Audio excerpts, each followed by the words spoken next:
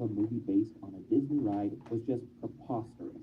So Eisner turned it down. This duo would then present it to Carolco Pictures, who bought it for $1.7 million. An important wrinkle in this story to consider is at this moment in time, Carolco Pictures was doing very rough financially. While they did pump out major hits such as 1990's Total Recall and 1991's Terminator 2, these were also films that cost an insane amount, both being some of the most expensive films of all time at the time of their making. By the end of 1991, Carolco posted a loss of $265 million. And in 1992, they went through some corporate restructuring.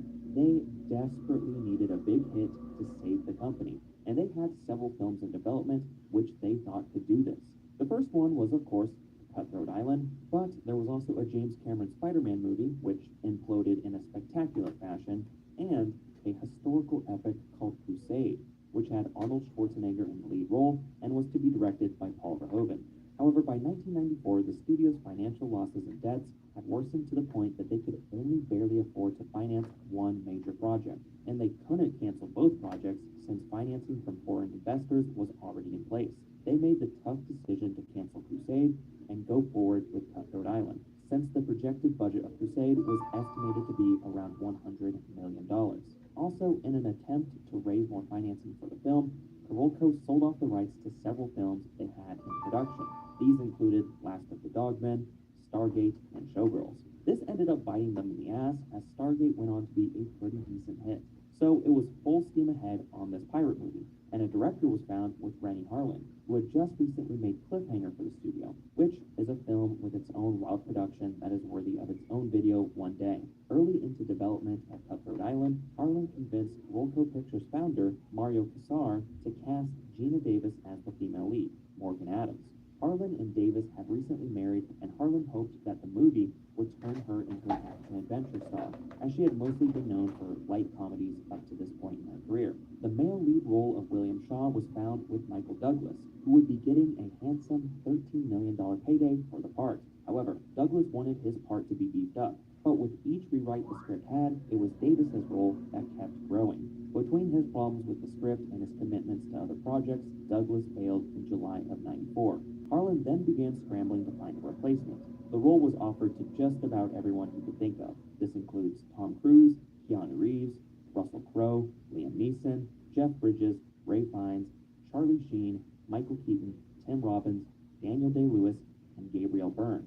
At long last, they finally found William Shaw with Matthew Modine, who was largely cast because he had experience with fencing already. While this casting was going on, producer Mario Kassar pre-sold foreign distribution rights to the film so that the lavish location shoots in Malta and Thailand could go ahead. Carolco Pictures had already been paid around $50 to $60 million by these distributors, which means they couldn't back out of the project now, even though many of the creatives attached wanted to. In a 2011 radio interview, Harlan said this: "We begged to be let go. Gina was scared mindless about headlining this film. We felt that a pirate movie with a female lead was suicidal, but we were contractually obligated, and we were so concerned about the script at one point that I personally spent $1 million of my own money to hire Mark Norman."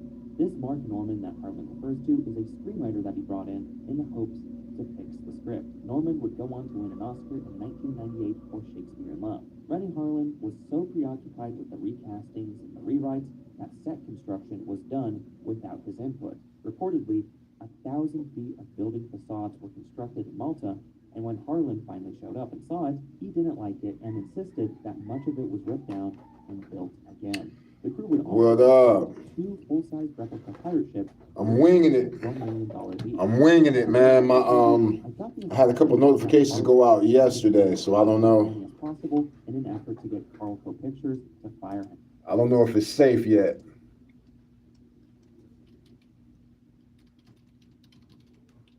I don't know if it's safe yet for me to start live streaming is what I mean. I know that sounds kind of weird. Like, what do you mean safe?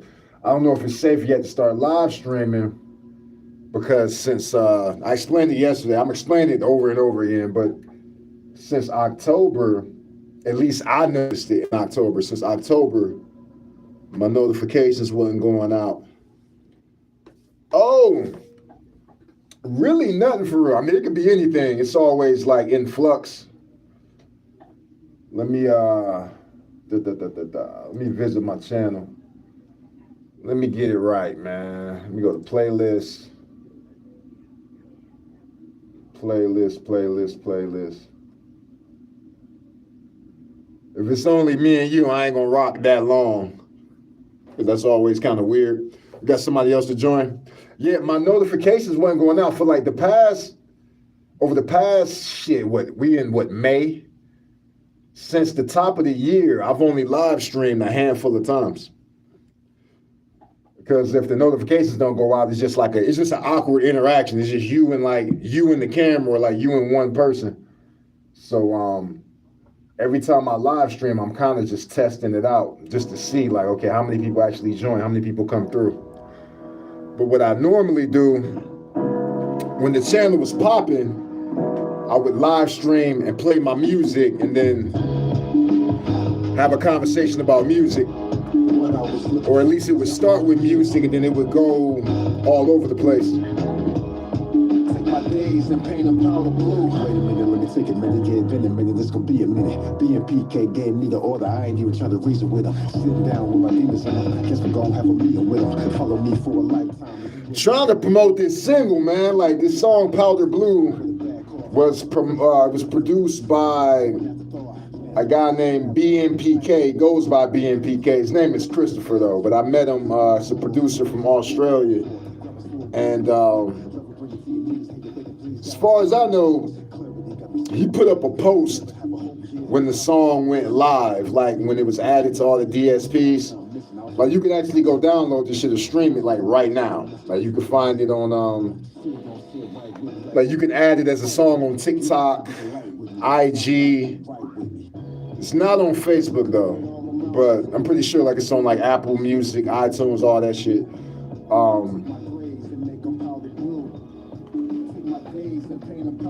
Making music on the underground, you can get in the habit, you can develop a bad habit of not pushing the song enough. Because you might make a song today, right? Today's what, May 9th? You might make a song today, make a visualizer for it, put it out, and by the 16th, by next week, you're not promoting that song anymore. It's on to the next. But that's not a good habit to like develop because you want to keep pushing this shit over and over and over again. So when I put up posts about art or like fitness or anything, what I usually do is take this song and put it in the background and then add the captions to it, do it like that. But I'm talking to an artist. So let's talk about art. You think there's a chance that Doomsday lives up to Endgame?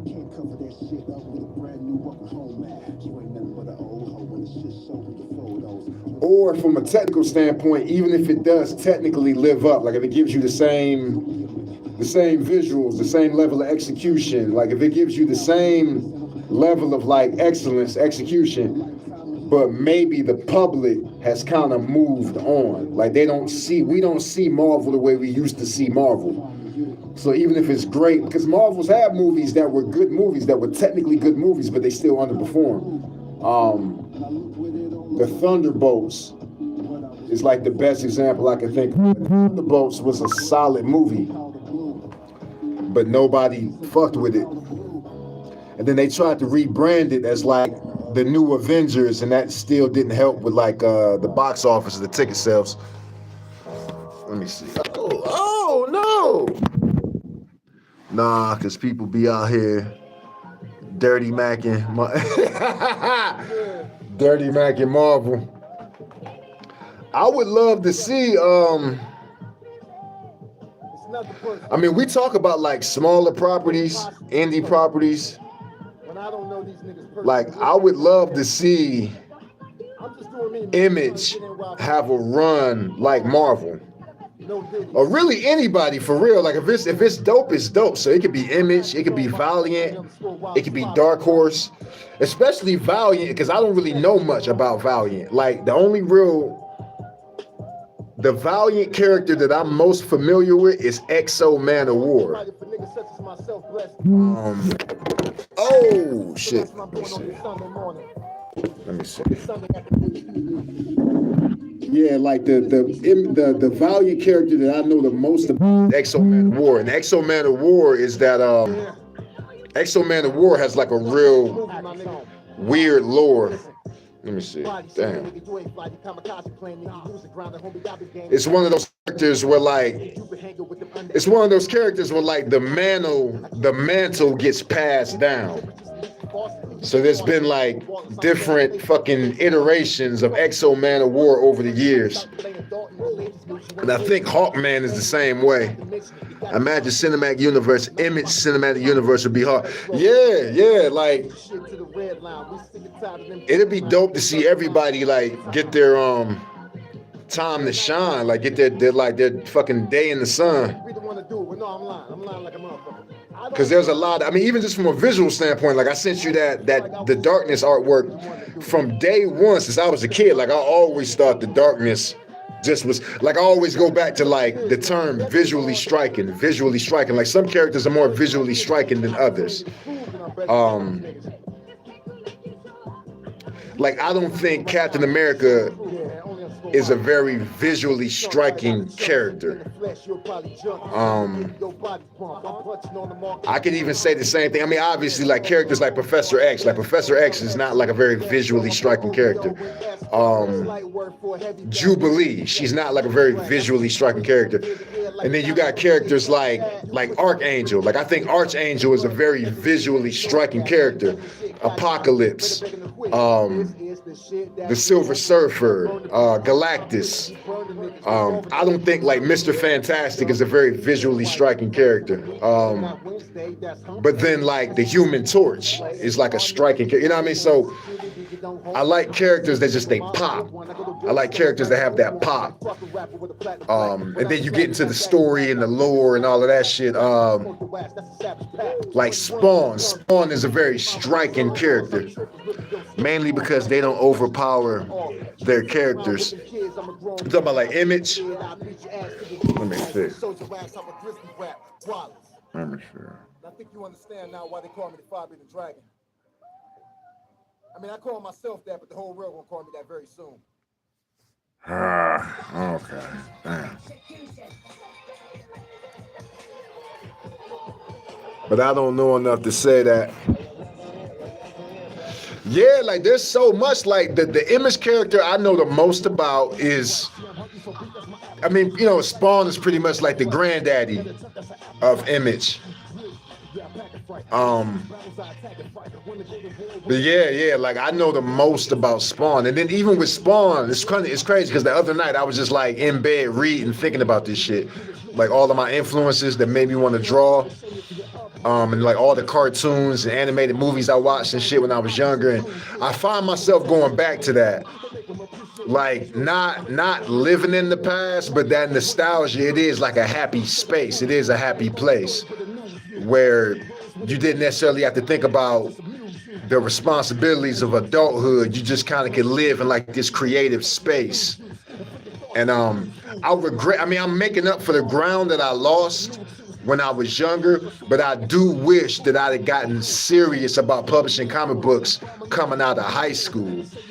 Cause like Eric Kripke? No, Robert Kirk. I always confuse Eric Kripke and Robert Kirkman. Robert Kirkman is Invincible. Eric Kripke is The Boys.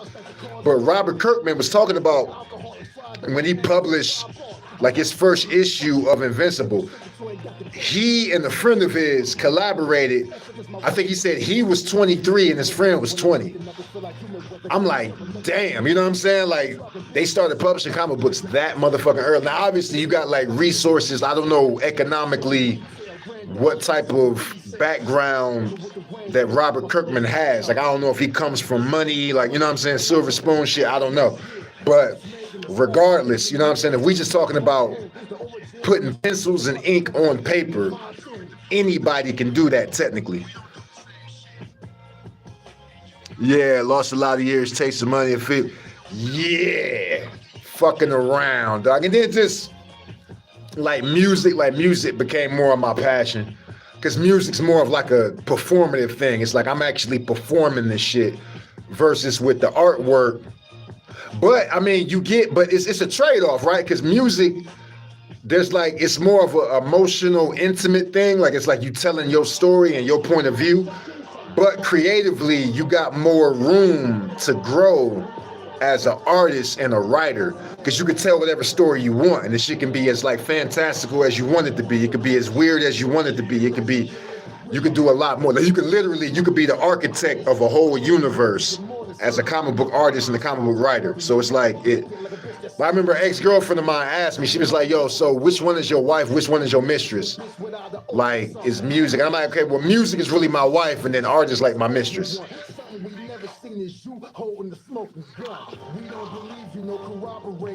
But I don't really have a reason, to record any more music right now. You know what I'm saying? Like the last track that I did is a track called, matter of fact, I got it. Where the fuck is it?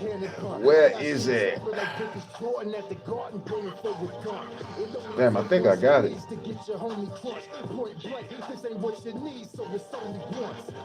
Let me pull that shit up, man. I think I got it. But there's so much about there's so much about these characters I don't really know. Like there's characters, and then there's characters that like I thought were cool, like first impression, but I didn't follow up with them.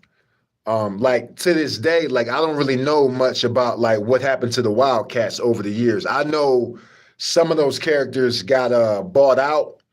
They got the rights were bought out by different companies. Like Grifter, like I always thought Grifter was a cool character just because like the red mask, the trench coat. I always had a thing for like trench coats on characters for some reason.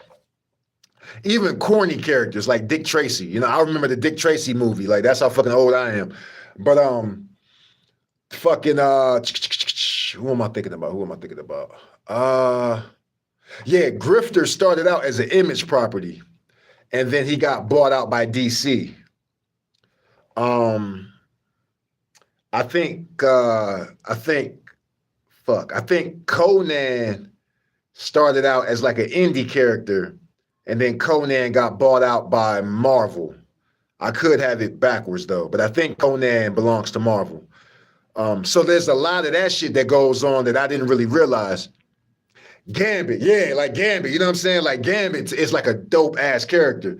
You know what I mean? He got like the red eyes, you know, the fucking the headpiece or whatever the fuck. Yeah, you know what I'm saying? He got the bow staff and shit. Yeah, Gambit hard as fuck. And then I was just showing this to my daughter the other day, like when Gambit becomes one of the 4 horsemen of Apocalypse. I think Gambit becomes Death when he becomes one of the 4 horsemen of Apocalypse. And like that look, that design for Gambit was hard as fuck when he was one of the 4 horsemen. Then like at one point, I know like Wolverine became one of the 4 horsemen too. But yeah, like Havoc has a jacket. They got different designs and shit over the years, just like every other character. But let me go back to like I thought the Wildcats was hard as fuck when I was a kid. And then like maybe a year ago, a little less than a year ago, I went back because a lot of these old cartoons that like were canceled or only got like 1 season or only got like a pilot episode, you can find whole playlists of these cartoons on YouTube. And I was checking out the Wildcats, and you can see the difference in like the level of the writing and the animation between the Wildcats and like the X-Men.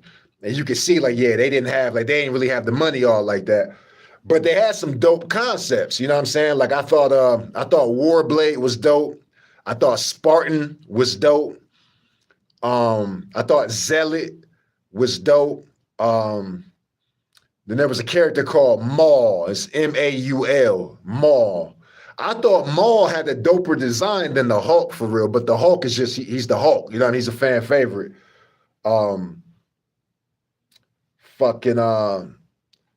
to think of some more, dog. I can't think of the rest. And then like you got whole publications that like disappear. Like you got whole like publishers that disappear. Like I remember Malibu Comics, and Malibu Comics had It wasn't the Wildcats. Who did they fight? They had Ultra Force. Malibu Comics had Ultra Force. And it was the same thing. Like recently I went back and watched the Ultra Force cartoons and was like, yo, this shit is kind of trash for real. But again, they had some dope ass designs. Yeah, a lot of those cartoons you have to watch as an adult to appreciate the writing. Yeah, man, like that's the reason why like TBAS, like Batman the Animated Series, it holds up after so much time. Like even like 30 plus years later, like it still holds up because the writing was strong and it was intended for a more mature audience. Like Batman the Mask of the Phantasm, like that's like a dark ass movie for real, animated movie. The Clayface arc, I remember there was a Clayface 2-part episode that was dark. The Two-Face, I think Two-Face also got like a 2-parter, and like the Two-Face like special was like kind of dark. Like the Gargoyles I thought was trash when I was younger. Yeah, man, and fucking it's crazy, bro, because years ago, you could probably go online and find like old articles, because years ago there was a rumor, maybe even speculation that what was his name, dog? It was Jordan Peele. There was talks of Jordan Peele adapting the Gargoyles. And I was excited about that shit because I thought the Gargoyles was hard. And that's something I want to do. Like, I want to go back. Like, Gargoyles is probably, that shit might be on like Disney Plus, but I'm sure you can find Gargoyles episodes on YouTube and shit. Like, I tried to, you know what I'm saying? I tried to find everything for fucking free 99 for real, just like everybody else. But, yeah, like a Gargoyles live action adaptation, man, like that should be so hard. And then Keith David is still around. You know what I'm saying? Keith David is still around, and Keith David was the voice of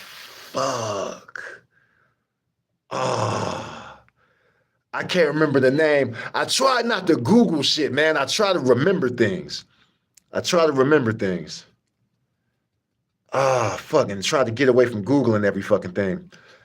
Damn, what was the name of the leader of the fucking Gargoyles? I can't remember his motherfucking name. What the fuck was his name? Damn. I can't remember his motherfucking name, man. Man. What the fuck was the name of the leader of the Gargoyles?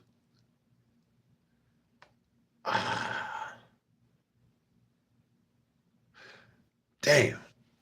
It'll come to me as soon as I stop thinking about it. As soon as I stop thinking about that shit. What's this? Okay, this is, yeah. Goliath, yeah, fuck. Good looking. Damn. I couldn't remember. I'm like, damn, I want to remember that shit. Trying to remember, man. But yeah, let me open this shit up. I'm about to play this. This is like the last track I did. I did a hook and a verse, and then I intentionally left the second verse open because I sent it out to a couple niggas I rap, but like even some of the more talented rappers is like, bro, you an independent rapper, you an underground rapper, you got like a day job, but you know, you got a life and shit like that. So a lot of times it's hard to get collaborations done. Not even because niggas acting funny, it's just because shit, like, you know, motherfuckers got lives and shit. But I'm about to play this track real quick. But yeah, Goliath, yeah. Like Keith David is still around. So I'm like, I figure like if they did it, it's just like the funding of it. I hate that shit because it's like money's not real. Like lately I've been talking to my daughters about like fiat currency, like the concept of fiat currency. Like the US dollar stopped being backed by gold back in 1973. So for the past fucking 53 years, you know what I'm saying? Like damn near 60 years, our money is just monopoly money. So it's frustrating when you think about like, you know, obviously like the big picture, like poverty and, you know what I'm saying, homelessness and shit like that. And then when you start talking about business and particularly the entertainment industry, it's like, okay, this movie cost this much and this movie lost this much, but it's all fake money. Like, you know what I mean? So like, it's goofy. It's like, okay, so this Marvel movie is $250 million. And in order for it to make a profit, it's got to be at least $750 million just to make a decent profit, if not $1 billion or $1 billion plus. But this movie, this IP over here is a dope ass concept. Like the Gargoyles is a movie that's ready to be made. You know what I'm saying? You ain't got to do no extra shit. All you got to do is the basic common sense shit. Like find your screenwriter, your director, your stunt choreographer, your visual effects studio, your voice cast, your motion capture performers, all of the basic shit that goes into making the movie. You got to do those things. But as far as the story translates to the screen perfectly. So it's like, what the fuck is the holdup? But it's a demand thing. It's like there's not been really a demand for the Gargoyles in like fucking 30 years. So you'd have to do some shit where, yeah, we print money. How are we in debt? Yeah, you know, it's some goofy shit. You know what I'm saying? Some goofy shit. So it's like, you'd have to like make a Gargoyles movie. You'd almost have to like do I don't know, like you'd almost have to like film, you'd almost have to do some Deadpool shit where Ryan Reynolds and I think David Leitch was the director, but they shot test footage of Deadpool and then Ryan Reynolds leaked the test footage, and there was so much like fucking pandemonium and excitement and shit that kind of gave Fox the incentive to be like, okay, let's put some money into this shit and actually shoot a real And I think the first Deadpool movie was shot for like $60 million. And then it ended up making like fucking $700 million worldwide. And it's like, oh shit. And then it becomes like this franchise. And it's only made money. It's only made more money. Like the first Deadpool, second Deadpool, and then Deadpool and Wolverine made over $1 billion. So I think that's dope. You know what I'm saying? So it's like you'd almost have to shoot some test footage or put out like some YouTube videos, some YouTube shorts of the development of a Gargoyles movie and then see how it performs. Like put out some TikTok videos, put out some Instagram videos, put out some shorts and shit, some clips, and see if that shit, try to create like a viral campaign for it. The fans get invested into it, and it's like, okay, we have a pretty good idea of like how high the stock is for this shit. So let's go ahead and make a Gargoyles movie for like $50 million, and try to make it like a tight, contained story. Like they're supposedly moving forward. I seen AI scene of Goliath breaking out of the statue form. It was hard. I probably saw the same one, bro. I probably saw the same one. But yeah, like that's some shit. Like I love to see that shit. I would love to see it. It's just because I remember, bro, because it's like, man, I was born in 85, my nigga. So I remember being like fucking 7, 8 years old, 92, 93. Me, like the first dude I met that was really into comics was Tony Miller. And Tony is still an artist, but he kind of got away from, because I'm like a traditional like Western comic book artist, because that's just what I loved as a kid. You know, even before I knew the names, I knew the art. So even before I knew who Todd McFarlane was, I knew Todd McFarlane's art when I saw it. Even before I knew who Jim Lee was, I knew the art when I saw it. Even before I knew who Mark Silvestri was, and so on and so forth.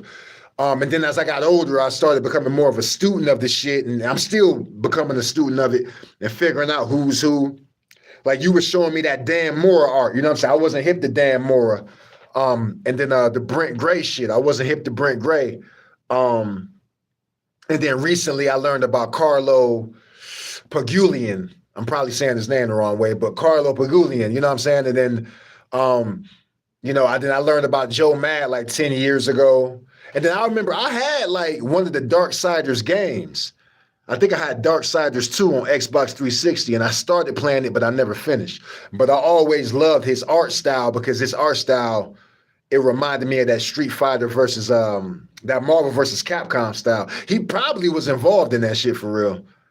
He probably was one of the artists in that shit because he's in that age bracket where he could have been a part of the development. But yeah, man, just learning about these artists.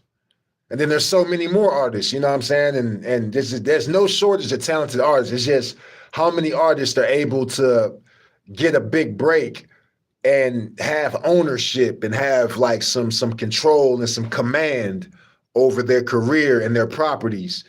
You know, obviously that's the goal because you don't want to be somebody. I think his name is Marv Lieberman. His name might be Marv Lieberman or some shit, but I think he's the one that created Wolverine. And I think that dude is still alive. His name might be Marv Lieberman, but yeah, I think he created Wolverine. And obviously he ain't getting paid off that shit. Do you see Wolverine? Like Wolverine is like a Mount Rushmore character. When you got like, obviously you got Spider-Man, Superman, Batman, and Wolverine is probably in that number 4 spot. You know what I mean? Like, I can't really put Wolverine's clearly the most popular X-Men. And then I can't really put none of the event because like people forget just how much the MCU did for the Avengers. The Avengers, man, again, nigga, I was born in 85. When I was a kid, niggas wasn't talking about the Avengers like that. They wasn't. Like, niggas wasn't talking about Hawkeye. They wasn't talking about they were popular in the arcade because Marvel versus Capcom was such a hard ass game. You know what I'm saying? So like I remember like playing Marvel vs. Capcom and being able to play as Captain America and you could throw his shield across the screen and shit. And you know, I remember that shit, but motherfuckers wasn't talking about them characters when we was kids, man. They weren't. They absolutely were not. At least not in the projects, not in the hood. They wasn't talking about them. But in the hood, the X-Men, yeah, a lot of white people are afraid to sell their characters. Yeah, man, it's like, it's crazy. Like I'd be willing to sell, like if you treat your character like stock, right? I'd be willing to sell shares of my character where I maintain majority ownership, where it's like, it's almost like some NFT shit. Like even if it was literally like 51%, you know what I'm saying? Even if I had 51% ownership, I mean, I'd prefer to have like fucking 75%, you know what I mean? Because 51 wasn't it Justice League or as Avenger wasn't. Yeah, man, like niggas was fucking with the Justice League, niggas was fucking with the X-Men. You know what I'm saying? But like the Avengers really wasn't popping like that. They wasn't. You know what I'm saying? Like the Iron Man cartoon might have got 2 seasons, maybe. But I think it only got 1, but it might have got 2 seasons. The Fantastic Four cartoon, like the original one, it might, well, no, because there was one back in the 80s that I wasn't around for. But the one in the 90s, got maybe 1 season. But obviously, like the X-Men took off and Spider-Man took off. I remember the Incredible Hulk cartoon. Like, I remember that shit. Like, I don't need no recaps, none of that shit. I was there for it. I remember that shit. Because I remember the first time I saw Black Panther was, I believe it was in the Fantastic Four cartoon. And then he popped up again in the Spider-Man cartoon. And then I remember when Spider-Man and the X-Men crossed over in the cartoons, especially Iron Man, Captain America, yeah, like, it's crazy, man. Like this, I mean, it's dope. It's dope because when these characters become popular, they become like businesses unto themselves. So it's like, okay, this character's popular, so now there's more business in being an artist that does the illustrations for this artist. Or like Chris Evans. Like, what would Chris Evans be without Captain America? You know what I'm saying? And I don't necessarily think he's a trash actor. It's just he's like without Captain America, it's like his career wouldn't have been, you know, what it became. Versus somebody like Robert Downey Jr. had already been like a star. He just fell off because he was an addict. You know, his addiction fucked him up. But Robert Downey Jr. was already like in big movies before, you know what I'm saying, he became Iron Man. The Iron Man just like, it recharged his career. And then he went on to do like Oppenheimer and like, you know what I'm saying? Like he's one of those actors that can eat outside the MCU. Samuel L. Jackson can eat outside the MCU. Scarlett Johansson, like she was just in the last Jurassic Park movie. And it wasn't like a great movie, but it made $1 billion. You know what I'm saying? So she's somebody that can eat out. But when you look at the main Avengers cast, a lot of the motherfuckers can't really eat outside the MCU. Like Anthony Mackie movies don't make no money. You know what I'm saying? I heard that the Twisted Metal series wasn't that bad. I heard it was okay. I just didn't sit down and watch it because I think it's on Peacock or some shit. But yeah, you know, Anthony Mackie was just in a movie that flopped. He was in this movie called Desert Warrior. This shit just flopped. It was a movie that was funded by the Arabs. It was funded by Saudi Arabia. They spent $150 million on this movie. It's called Desert Warrior.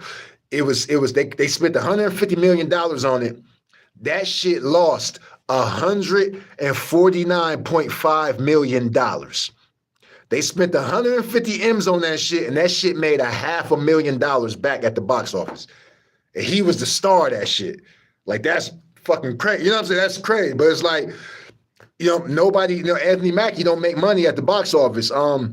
Chris Hemsworth, he don't make money at the box office. And I don't think he's a bad actor. You know what I'm saying? I like the Extraction movies on Netflix. I like the motherfuckers. Twisted Metal, more of a comedy. Yeah, that's the vibe I got from the trailers. But yeah, fucking, and I would like more of like a dark, see, to me, the directors whose sensibilities, I don't understand. I mean, I get that, like, it's like a chemistry thing. It's like an opposites attract thing, like protons and electrons and shit. Cause like you could take a director who stylistically doesn't line up with like a property in the traditional sense. It's like Captain America is basically, he's a human version of Superman in Marvel. You know what I'm saying? As far as like, you look at him like a Boy Scout. Like you look at him like he represents like virtue and hope and optimism and positivity and, you know, all of this shit, right? So if you took like Jordan Peele and had him direct the Captain America movie, it's like Jordan Peele is talented, but would it make sense for him to direct? It's like when they had Zack Snyder. Zack Snyder is the same motherfucker that did 300 and The Watchmen, Army of the Dead. I think he did Dawn of the Dead. Like Zack Snyder, he leans toward the darkness. And there's nothing wrong with that.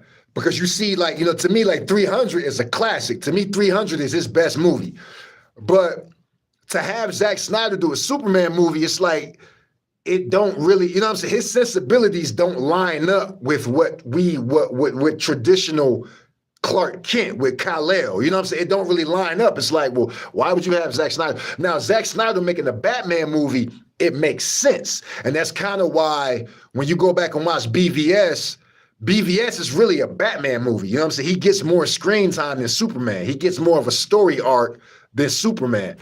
Because it's like, because you can kind of tell, it's like he didn't necessarily want to make another Superman movie. He kind of just wanted to make a Batman movie, but he put Superman and Wonder Woman in the motherfucker.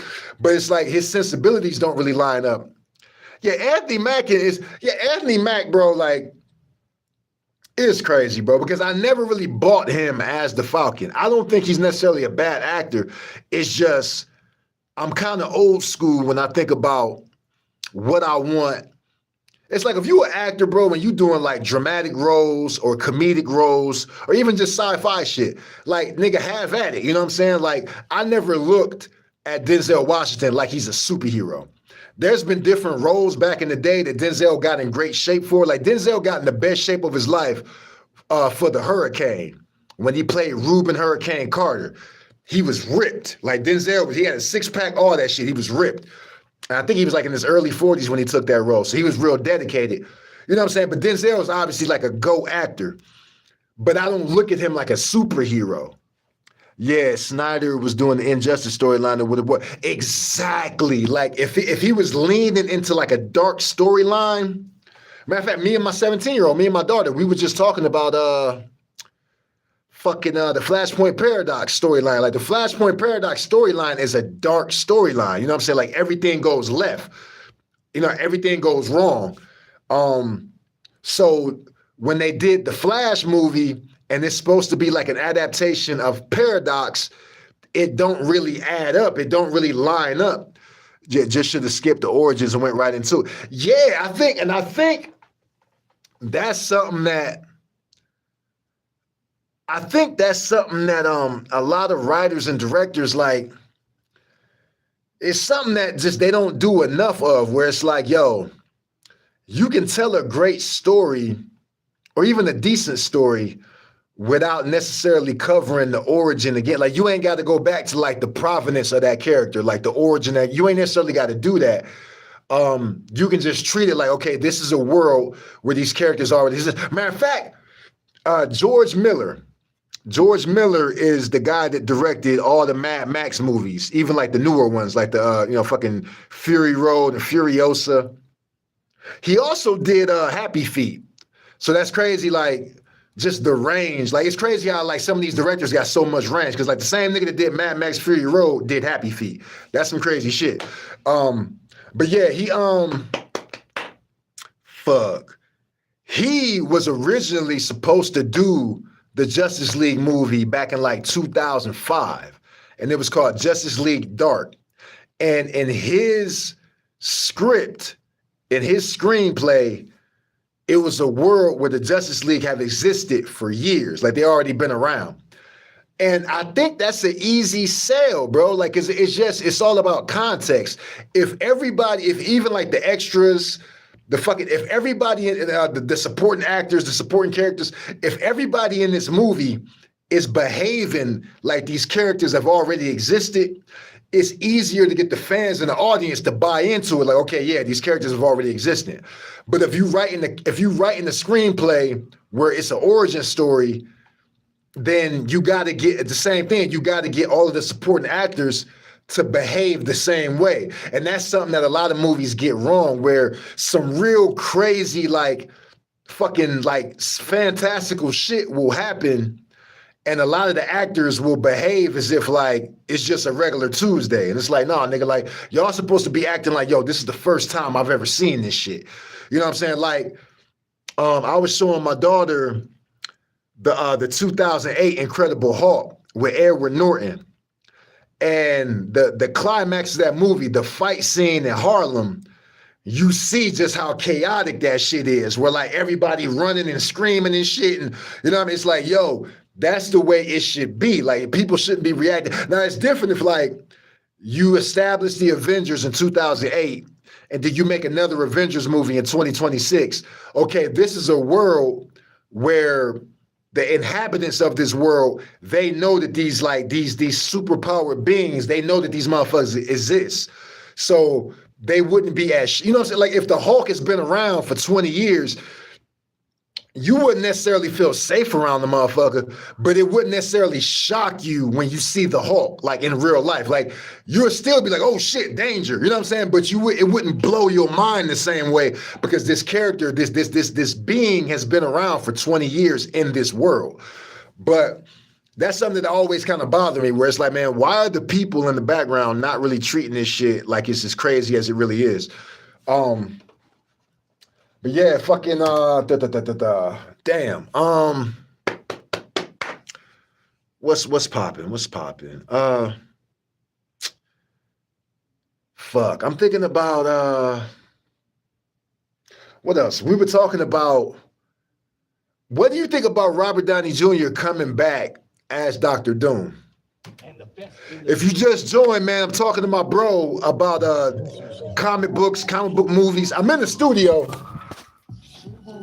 Get wrong, so you might go on the minute that get your heart. Get your shit a minute for your minute, we gon' get the word. Let's get your hopes up first before I get your mark.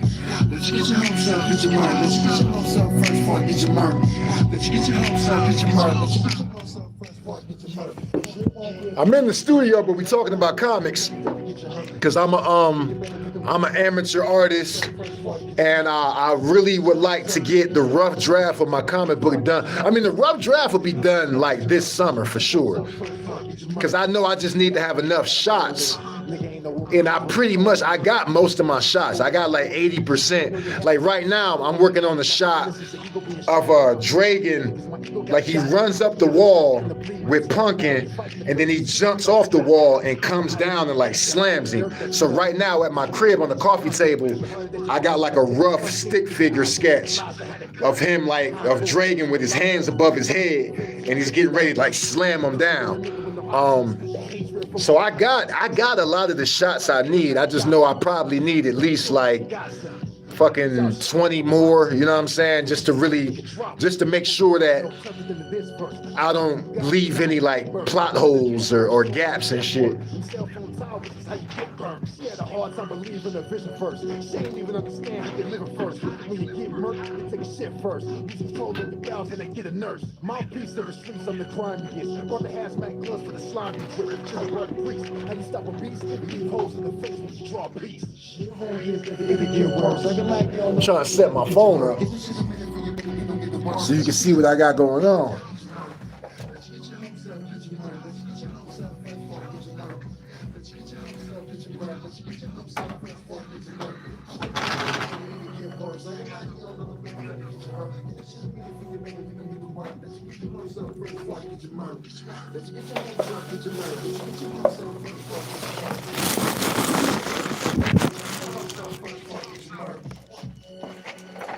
Oh.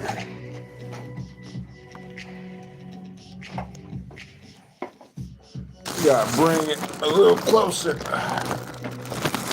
Or maybe I can just zoom in. Yeah.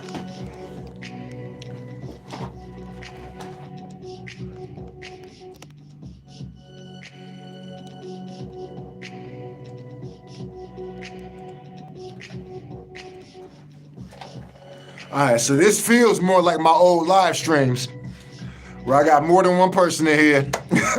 I'm telling you, man, that shit hurt my heart when the notifications stopped going out. Cause like, bro, like I've had live streams where I had like a few hundred people in here, a few thousand people. Like that shit I was like getting excited, like hell yeah, my shit's starting to grow. But I got to start from scratch, fuck it. But I got music playing in the background. That's my music for anybody that don't know. But I don't like Robert Downey Jr. Return, but if they make it make sense, I'll be all for it. Yeah, man, it's like, so have you ever seen No Country for Old Men? And then I think he was in Quantum. I think he was in 007 Quantum of Solace. It might have been Quantum of Solace. And then he's also in the fucking he's also in the Dune movies. The Dune movies. And what else is he in? Javier Bardem been in a bunch of shit. But it's an actor named Javier Bardem. You gotta see him in No Country for Old Men. No Country for Old Men is a dope ass like suspense thriller that came out in like 2007, 2008. And in that movie, his character's name was Anton Chigurh. Anton Chigurh. And Javier Bardem was like this real, like this dark ass, creepy ass hitman. He was a paid he was a hitman. And I think early on there were talks about Javier Bardem playing Dr. Doom. And when I read that shit, I was like, hell yeah, you know what I'm saying? Like he would be a fire ass Dr. Doom because he can do that dark shit easy. And then when they pivoted, like I understand financially why they did it, because they like, yo, who's the most beloved MCU character? Like the most beloved Marvel character is Spider-Man, but the most beloved MCU character is Iron Man. So it's like, okay, and then like they made so many movies that lost money. They're like, okay, well, how can we get people excited about coming back to another Avengers movie. Okay, well let's bring back Robert Downey Jr. I get the common sense of it, but artistically and creatively, I don't like it. You know what I'm saying? Like I don't think he gonna give a bad performance. I just would have preferred to see my guy. I would have preferred to see Javier Bardem do that shit. Cause like No Country for Old Men is one of my favorite movies. Like if you haven't seen No Country for Old Men, watch that shit. It's a real like dark ass, crazy ass movie.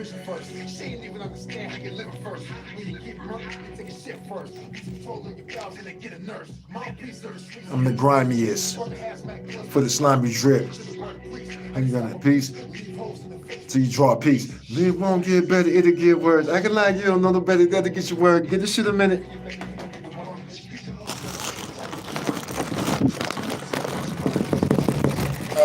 Man, I'm trying to drag this table a little closer. Man. Who else we got in here, man? Don't be shy.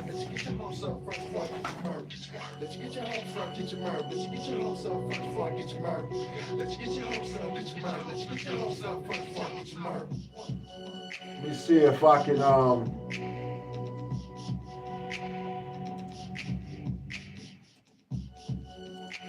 I'm gonna see if I can put together a little playlist, get some more music.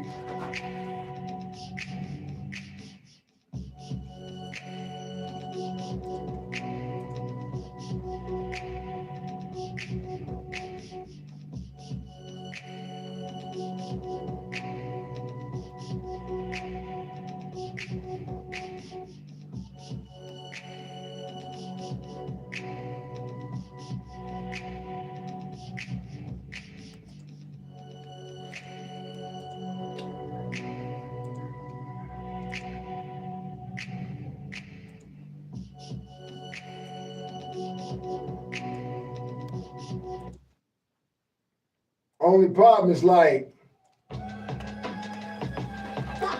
record my music real fast, and a lot of this shit, like, I don't really remember all like that. Let me see. Narcissistic, so my boss consistent. God, I'm different. I grab the biscuit and pay your laws a visit. Knock on the door, heard your daughters who visit. Blow her brains right out of the back of her skull. Put her thoughts in extension. That's the distinction. I came here to bring an extension. The same breath as Zachariah Ascension. I'm the different dimension. Me and my multiple personalities. I call them bitches the henchmen. I am the engine. The doomsday clock and I'm ticking. I'm staring out at the abyss and never started flinching. My heart dark as the dishes and crack house kitchens. Put it. Oh man, I had a whole 3 people, and I lost 2 of them. Hey man, but I got to start where I can, man, and take what I can get. Cause like, yo, I'm talking about I had no notifications going out, so I'ma just slowly but surely just start going live, like a little more often, and seeing if I can get them notifications to start going out and build this shit back up. Because the best way to build your channel is not really long form content. Not really. The best way to get your subscribers up is the live streams. And every time I went live, I would try to make sure I'm doing something interesting. Like I'm not just sitting on the couch or some shit. I try to make sure that I be in the gym, either lifting weights or doing some boxing training, or I'm in the studio, like working on some music, or just something. Just make sure you got something interesting going on, so you're not just a nigga just sitting in the car talking, you know what I mean? Like, I mean, I think it's cool to do that every now and then, but for the most part, I think it's important to make sure you got some interesting shit going on, so that people are looking at it like, oh shit, what the fuck you doing? Yeah, niggas screaming shoot. No surprise, I'm obliged with a fast reply. Come and see the fire breathing dragon make that hammer fly. Yo, but yo, it's rocking for like an hour, man. I think I'm gonna end this stream, but I'm gonna hit you offline. I'm gonna hit you on Messenger, bro.